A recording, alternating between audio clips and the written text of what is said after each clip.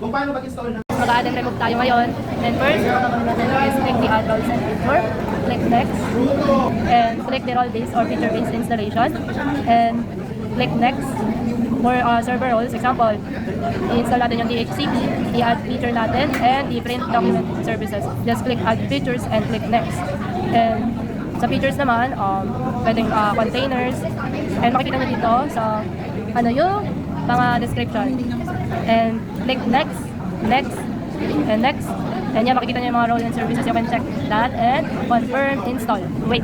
And once you restart, you will see that the DHP is already added. DHP, file and storage, print services, and you will see here also in the dashboard. And next, we will go how to delete those roles and features. Just click manage remove roles and features, and you may now begin next, next, and click where would you like to remove. Example, I will remove the DHCP server and the file server.